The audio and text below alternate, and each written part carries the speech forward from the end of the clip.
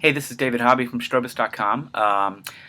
Today I'm going to be talking a little bit about the Fujifilm X100s and kind of walking through some of the menu options and some of the ways that you can customize this camera. This came about as I was going to meet up with a friend and kind of explain to him how to use the camera a little better, but we thought it might make sense just to record it and stick it up there to be helpful for other people as well. So this camera is it's something I've been waiting for a long time. I really like it a lot. I've put it through its paces over the last month. I've done over 10,000 exposures on it in 1, 2, 3, 4 different countries. So I've definitely put some mileage on it, and I've learned to use it. I've learned to really like it and appreciate some of the things that it can do that a lot of other cameras can't do. So what I want to do is run through that fairly quickly, but in a fairly comprehensive way, in hopes that it will help you learn how to use your own version of this camera a little better too. So what I want to do is start off with the physical form factor of the body. This is basically designed after a Leica M series camera from the 1950s, 1957 to be exact. I think the M3 came out. I owned an M3, not back in 1957, but it was like in the 1980s for me, my first Leica M series camera, and this really evokes that same handling, which is one thing I really like about it. The Leica M3 is sort of like the Porsche 911 of camera bodies. It's definitely stood the test of time, and for good reason. The ergonomics of using that camera, and any Leica M really, have been well tested and well vetted by many photographers over many decades. It's a rangefinder camera, so when you put it up, and right now I'm looking through an optical finder, which we'll get to in just a minute, you'll notice that my other eye, I can see the rest of the frame, and that's really important.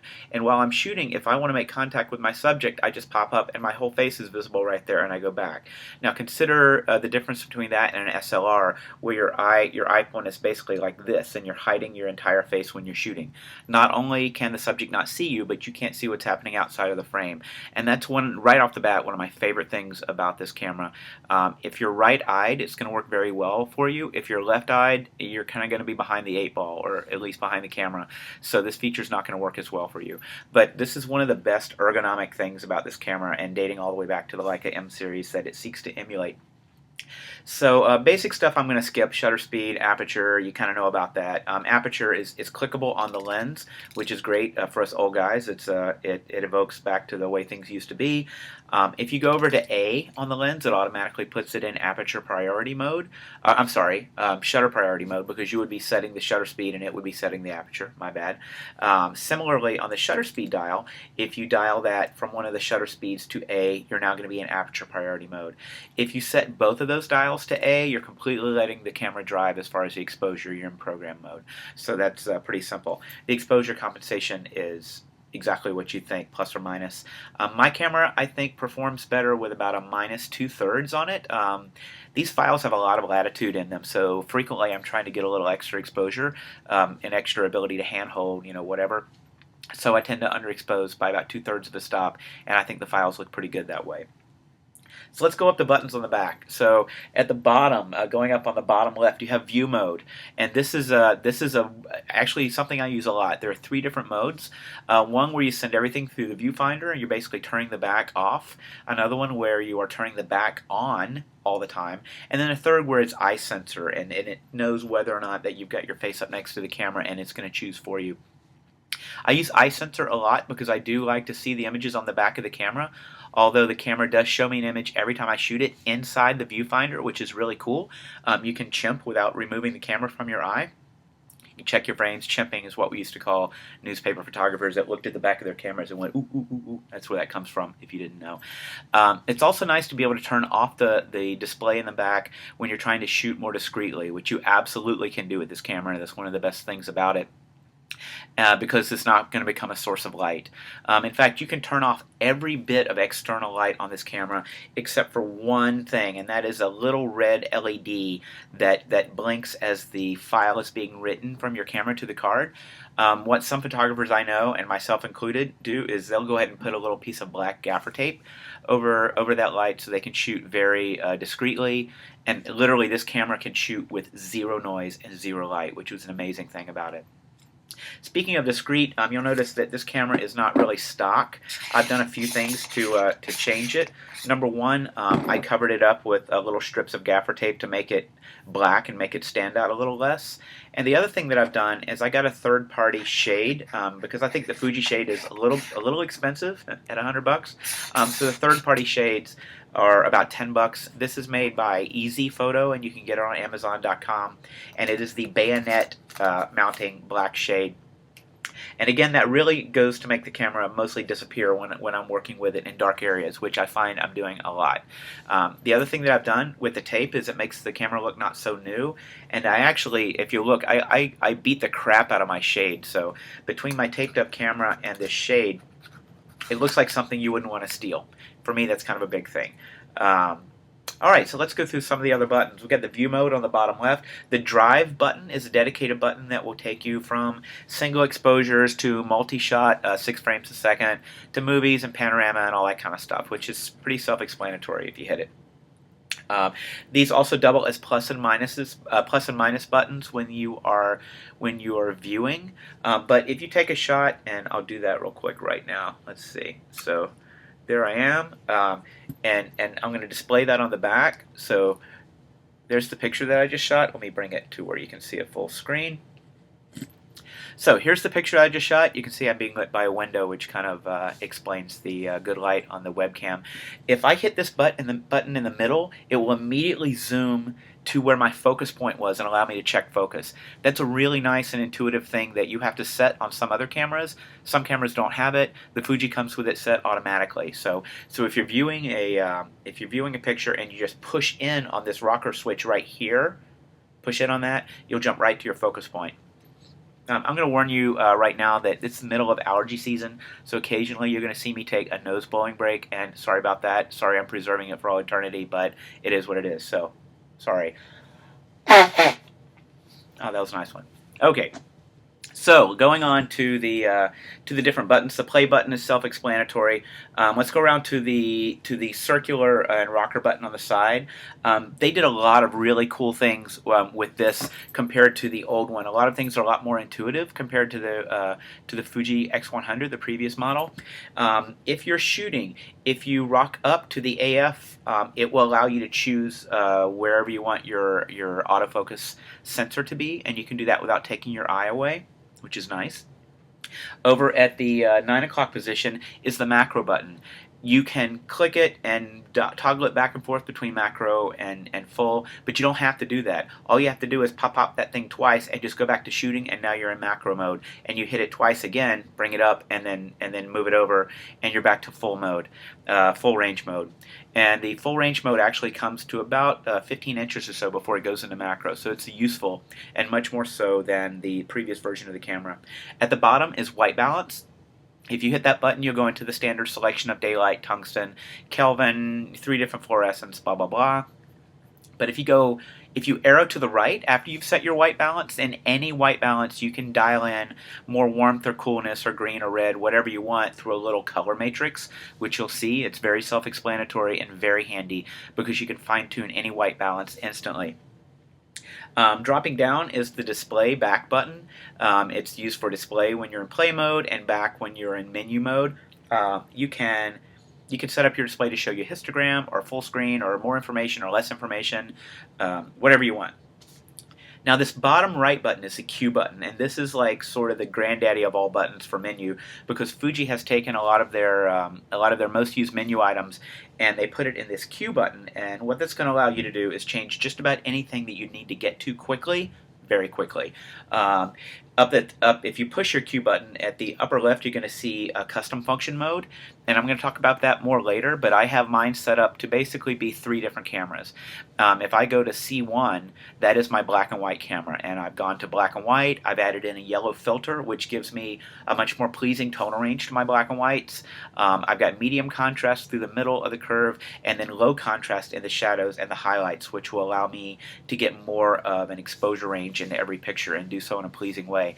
We'll learn more about that in a few minutes, but my C2 is set up to be a sort of a color negative, kind of faded 1970s kind of a look. which is cool because it gives me a nice defined look that I can go to quickly. And my C3 custom bank is set up to give me essentially shooting Fujichrome Velvia 50, which is very punchy, contrasty slide film. We're going to learn more about Fuji's different film methods that they have. You'll get that soon enough, but let's stay with the Q button. Going one over to the right, you have something called dynamic range, which I'm only now starting to understand, and it's a little counterintuitive, but essentially every exposure you take with every camera is a raw exposure. You've got all of your information to work with, and then the camera is going to write a JPEG from that. Whether you're shooting in RAW or JPEG, everything starts as a RAW, and you're just deciding what the camera writes. I tend to shoot JPEGs with this camera because I shoot a lot of exposures with this camera, and I don't need, like, 5 gazillion bytes on my hard drive every week. So as a trade-off for shooting JPEG, and I think the JPEGs are very good out of this camera, I essentially tone my JPEGs pretty close to the way I would with a RAW converter right in the camera. And that's very cool, and dynamic range is part of that. You can set it to 100 or 200 or 400 depending on the ISO that you're on, and unless you have a reason to do that, I would suggest setting it on auto. Counterintuitively, the higher you go up in your ISO, the more range for dynamic range you have to work with. And what that's doing is it's taking pictures that may be fairly contrasty and making sure when it writes the JPEG that as much as possible is falling within your histogram and not falling off either edge.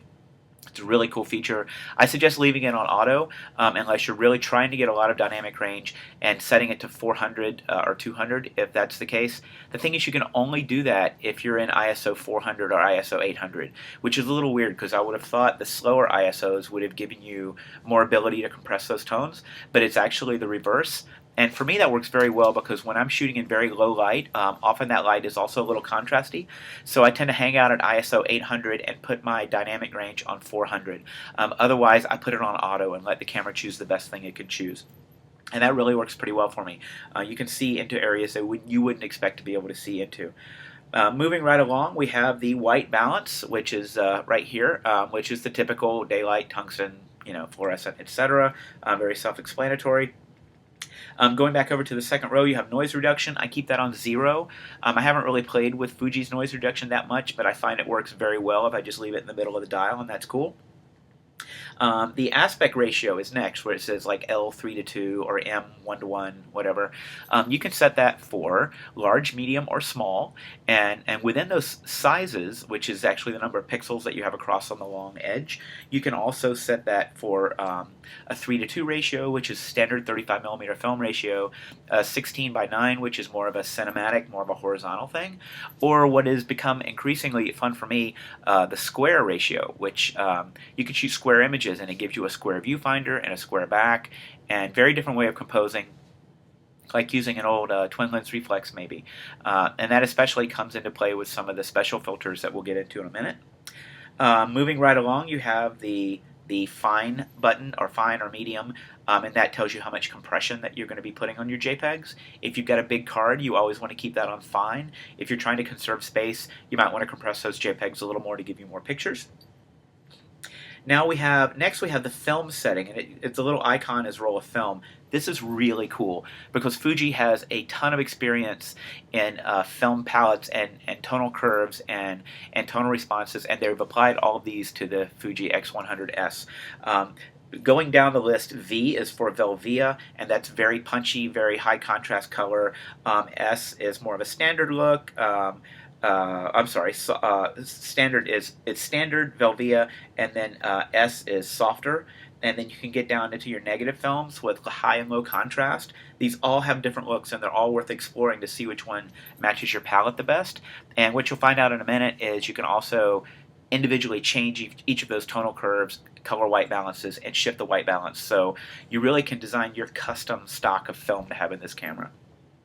Onto the black and white, you can have it straight with no filter, or you can have it with a yellow, a red, or a green filter, and that's actually kind of cool. I prefer black and white with a yellow filter because it makes skin tones a little lighter and it makes skies a little darker, which is kind of the shift that you would want to happen when you were toning your black and white images of people anyway. You can take that further and go with red, which makes skin very light. It will make skin almost look like it was backlit, and it makes skies very dark. cool look, and it's especially cool for photographing, like for instance, women, like in a film noir kind of a look, because that's the way they used to do it back then. But if you it's noticeable, I would just say. The yellow filter is not really noticeable. It just looks better, and you only notice it if you take it away. The red filter on black and white is definitely a look. You will notice it whether you're taking it away or not. So that's a choice, and experiment with that. And then the last one you have is Sepia, which takes your standard black and white, untoned, unfiltered, and lays that sepia kind of old look over it. You can do that in post to more or less the ability that you want. So that's not something I would use a whole lot. So let's go down to the tonal controls, which are one of my favorite things about this camera. And this is still on the quick menu. Now we're here on the tonal controls. You'll look, and it is H tone, and you can set that to 0 or -1 or -2 or +1 or +2. I like that at -1 or -2 because what it's going to do, it's going to make my highlights roll off and be not nearly as contrasty. Now remember, we're still contrasty through the midtones, but we're taking off contrast on the high end here, and that allows me to compress more tonal range into a frame while keeping the same apparent contrast to the midtones. The one next over to the right is the same thing, but that's for the shadows, so pretty self-explanatory. I like to hang out at -1 on both of those. You may want something different, but I think it gives me sort of ironically the look of a Leica M lens, which I think is it's very cool. They would get a lot of information into the frame, and yet still keep contrast through the middle of the to the tonal range. The color button is next, and that's just going to basically turn up or down your saturation. So any of those film stocks, again, you can shift the white balance, you can shift the color intensity, you can take the color low contrast negative film and further desaturate it, and then further compress the tonal range with the H and the S, -1 thing, and make a really airy, kind of a cool look right out of the camera. So this camera, more than many others, is one that you can really fit to your palette, what your style tends to be like, and then you can save a couple of those banks in the custom menu section, which we'll talk about in a moment. Sharpness. I think Fuji does pretty well with the sharpness. I tend to keep that either at 0 or +1. Right now it's on +1. If you go beyond that, I think you're going to start to see it. So I think 0 or +1 is a good place to start to see where you like that. And then you have things like self-timer and your metering and such, whether or not you want your flash on or off. And your LCD brightness, which is actually very helpful for when you're outside or not outside. Those are pretty self-explanatory and really just kind of a user pick. They don't affect your actual image quality that much. So I'm going to skip those for now because we don't want to do like every tiny little thing. So let's go into the main menu, and you're going to do that by pushing the menu OK button in the center of the dial. And the first thing you're going to see, and I'm going to walk down everything, is a self-timer. So that's kind of obvious. You can set it where you want it. Next down is the ISO button, and you can dial up or down from ISO 100 to like 25,000. This camera does really well at high ISO, and I'll leave that up to you to see where your threshold is, but I'm very comfortable shooting at 1600. As far as the ISO, I've also set my little custom button. It just says FN for function. You can, and as you'll see in the menu in a minute, you can set that to be anything that you want it to be. And for me, the quickest thing that I need the most often is to be able to change ISO. So when I hit that button, it immediately goes to ISO, and I can dial it without taking my eye off the viewfinder, which is pretty awesome. Image size we talked about on the Q menu button. A lot of these Q menu functions you're going to see incorporated into the main menu tree. So I won't get into too much time on that, but you can go large, medium, or small, and you can choose your aspect ratio 3:2, 16:9, or square. Image quality, fine, medium, whatever, same thing we talked about before. Dynamic range we talked about before. Film simulation we talked about before. So all of these are things that you need to use fairly often. So they brought the to the Q menu, which is really cool. Dropping down to the next screen, you have the ND filter. ND stands for neutral density, and that is a physical set of sunglasses that pops in front of the chip and takes you down 3 stops. Why is this important? Because this is a leaf shutter lens, which gives you some amazing advantages that we won't really get into on this basic walkthrough. But essentially, the flash can sync at any speed. You pay for that, and that you can't shoot a wide open picture at a 4,000th of a second because the shutter's not going click click; it's going click click, like sort of like an aperture blade, and it can't get an even exposure at the speed of a 4,000th of a second all the way out to f2.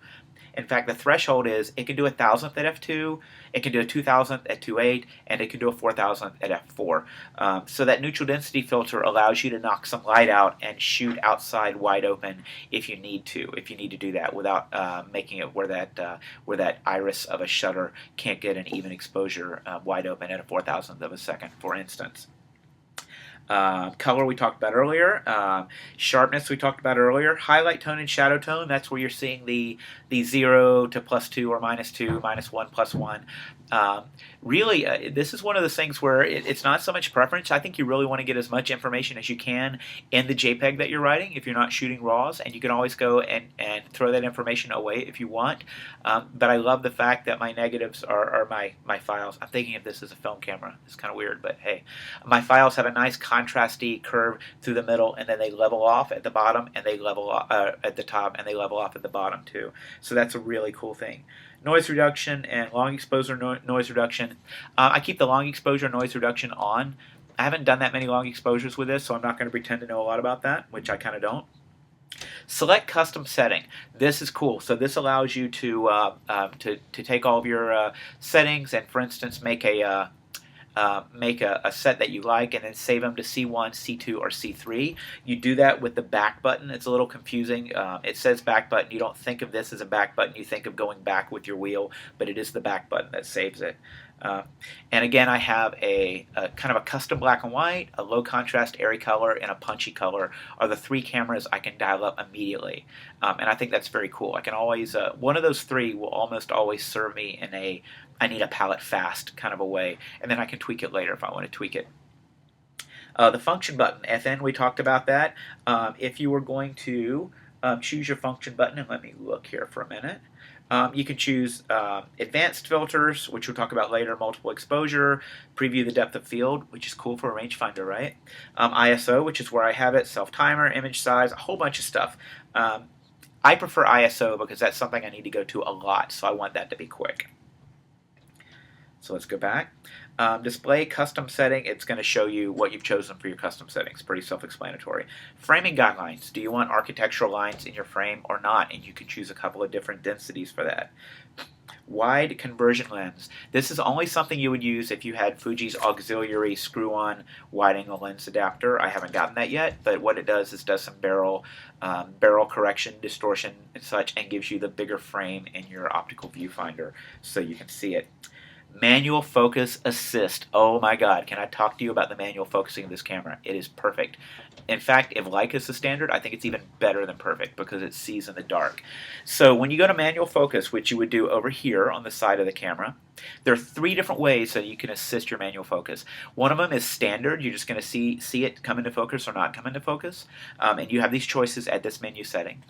The other is split image, which is sort of a digital version of your image lining up as you get in and out of focus. And the third is focus peaking, which are little like unicorn tears or whatever, sparklies coming around things that are in focus. And you will choose which of those that you like better. And sometimes you'll move back and forth in different situations. But the cool thing is this thing focuses so well in manual mode.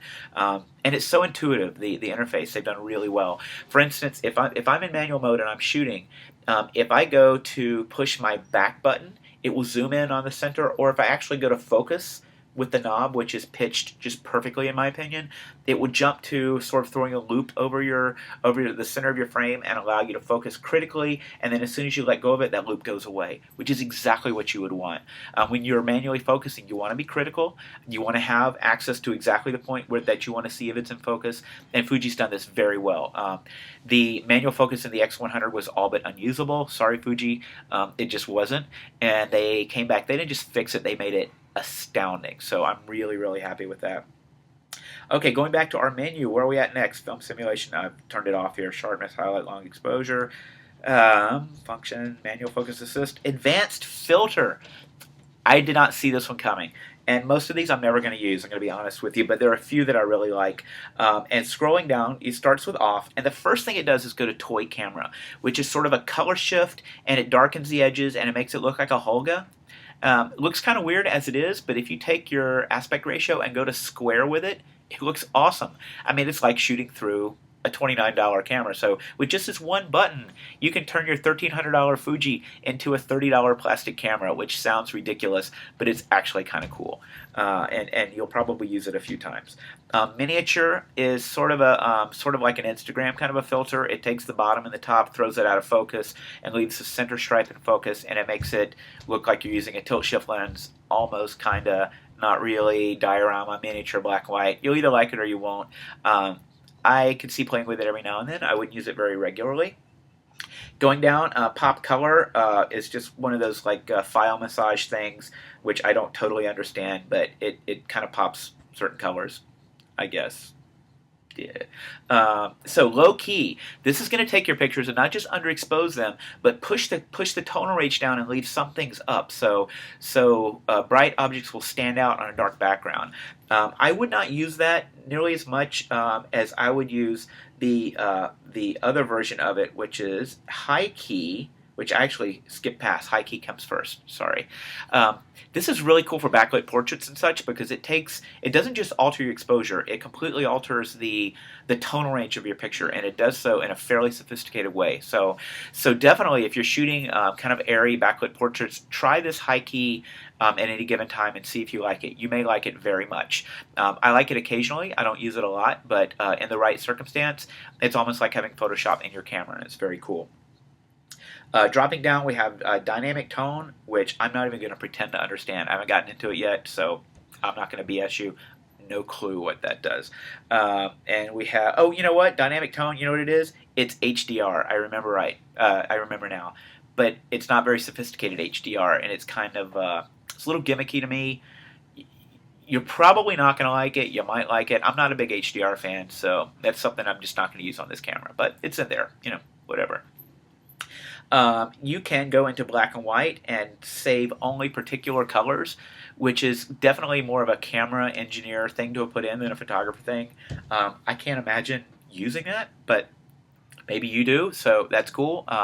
You know, horses for courses. And then that comes back around to off, and you've gone through all the special filters. Oh, no, I'm sorry. There's a soft focus in there, too, which is also fairly sophisticated. Try it. It's like putting a soft focus filter over your lens. It's not just blurry. It's not just Gaussian. It's actually more sophisticated than that, and it looks pretty cool.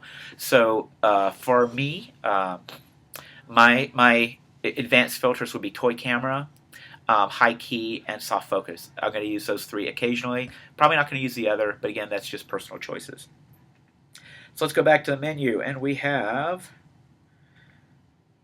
AF mode, which is going to define your focusing parameters, pretty obvious. AF illuminator, I leave mine off because I don't want to blind people with light in the dark, but if I need to grab focus on something at night or in a dark environment and they know that I'm shooting already, yeah, I'll turn it on occasionally. I was really surprised. My friend David Allen Harvey, who's very much a documentary photographer, had that thing on like the whole time while we were shooting in Dubai, and I would have thought that he would have been the last person to have it on. But if you think about it, people knew he was shooting pictures, so he's not really buying anything by having that light not come on, but he's getting a lot of pictures in focus that I'm kind of not. So yeah, who's crazy here, right? Anyway. AF lock buttons, let's go down to corrected AF frame. You definitely want to leave that on all the time. I'm not even sure why they give you a choice. Because this camera is a rangefinder, when you look through it optically, there are two different rangefinder, or two different viewfinders. There's an optical finder, which is just glass, and it gives you your framing lines and such, or you can flip this button right here, which is actually borrowed from the Leica 2, very nice ergonomics, and it gives you an electronic viewfinder, which shows through the lens. So it's like an SLR if you're working at that time in that way. But when you're in optical mode, you're viewing here and you're taking pictures here. So the closer you are, the more of a parallax issue there is. Like, I'm not quite seeing what my lens is really going to see because I'm looking through here and the lens is shooting here. So what that corrected AF frame does is give you a green frame that floats and shows you where your autofocus button really is when you're focusing up close. That's very important, or you're totally going to miss focus. Just leave that on all the time, and when you're shooting in optical mode, it will work much, much better for you. There's no reason to turn that off ever. Seriously. Okay, flash. So I love and I hate the Fuji Flash implementation on this, and hopefully this is something they can pick up a little bit in the firmware upgrades as it comes later. But this flash is very small. If you look, you can see I've actually taped a little bit of a warming gel over mine to make it more of a pleasing light when it goes off. And it only works in TTL, either controlling an external Fuji flash or working in plus to minus 2/3 of a stop. They get their flash very spot on as far as the amount of flash that it gives. I would like to be able to dial that amount down further. I'd like it down maybe 2 or 3 stops. It only gives me minus 2/3 of a stop, so that's kind of a limitation. And it also doesn't give me a single pop manual flash, which I also see as a limitation as a lighting photographer, because I would like to be able to use this flash dialed way down to slave and set off other flashes like instantaneously without setting them off too early when it does the little pop pop pop for TTL just before it goes off. But that's just kind of a personal gripe, and I'd love to see that. I think that can be picked up in a firmware upgrade, and Fuji, if you're listening, please, thank you. That said, because this camera will shoot and flash at any speed, this tiny little flash is actually very useful. When you're shooting outside and you're shooting with flash, go ahead and shoot at the widest aperture your camera will let you shoot at. Make sure you're not getting a red shutter speed. Like I can't shoot at a 4,000th of a second at f2, but I can throw my neutral density filter in and shoot at a 1,000th of a second at f2, for instance. So that will allow this tiny little dinky little flash, because of the wide aperture that it's shooting at, to reach out much further. It's a very cool feature, and your flash pictures will actually have blurry backgrounds, which no one else's flash pictures outside will ever have, because they don't have a leaf shutter button. A leaf shutter camera. Yeah, I'm awake. Allergies, sorry. Back to the flash. I prefer, there's a couple of things that I'd like to see you do to your camera to make it a little better than stock. The lens shade, which really should come with this camera, because in its stock implementation, it has a slip-on lens shade, which is just like the way the old cameras used to do, but it's begging to be lost. Sorry, the lens cap slips on, my bad. I prefer to go with a lens shade to protect the lens and a good quality skylight filter. The one I prefer is the Easy Photo, that's letter E, Z, Photo, black shade, and there are a few of them, but this one goes bayonet instead of screwing off. So what I can do now, if I'm taking a flash picture, this is actually going to get in the way of my flash and put a shadow. Without even taking the camera away, I can shoot, and I can easily put it back on. So that's why that bayonet, which is how Fuji's original shade is designed, the original shade, it's way better than the screw-on type. So that comes with a little adapter, like you would take off the little trim ring on your camera, screw on the adapter, and then screw in the filter, which you should definitely get for this camera, a good quality filter. I got the B+W, I think it was like $30 at Amazon, 49mm. This lens is good enough to deserve a real filter over it, not some like piece of crap $9 filter, or what's the cheapest one you got? Don't bother. This lens is better than that. It's an aspherical lens. It's very sharp wide open. I love this lens. Don't screw it up by putting a piece of crap filter in front of it. The other nice thing about having this set up as opposed to the slip-on cap that comes stock with the body is you can just leave it like this all the time. You know, you clean the filter with your cotton shirt and it just stays like this. So you're not going to lose the filter. It's always going to be ready to shoot. And ergonomically, it's actually a better camera now, because now when you shoot, you can actually, let's see, you can lock your finger in a little bit in front of that shade. It makes for a much more secure. You know, I can get an extra shutter speed or two very easily, and I can shoot. A lot of times I'll shoot without my eye through the viewfinder just locked in like this. I can easily handhold to a 1/4 second, sometimes a 1/2 second if I haven't been drinking coffee or Mountain Dew. It's just a great camera for shooting in low light. When you consider the fact that the camera makes no noise, it is sharp wide open, you can handhold it to a 1/4 second with just a little bit of practice, and it introduces no vibration of its own because there's no mirror flopping down.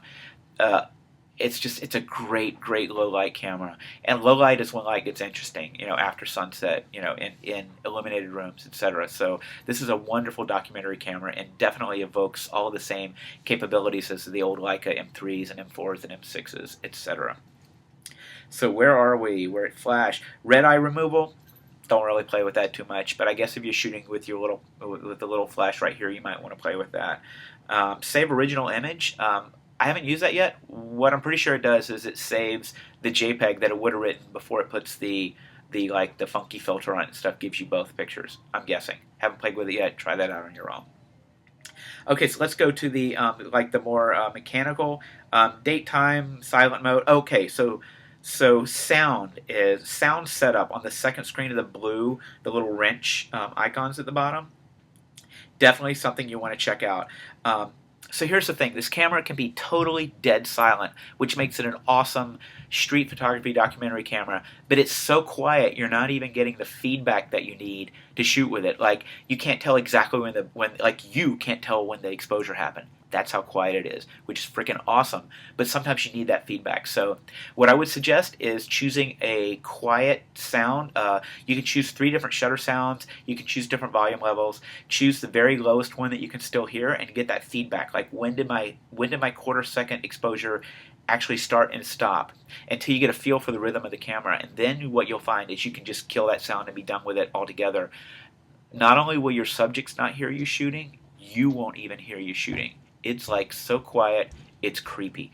I got a friend in the UK who uses it to shoot production stills, and it's much quieter than a Leica and much quieter than a 35mm camera and $1,000 sound blend. So way cool.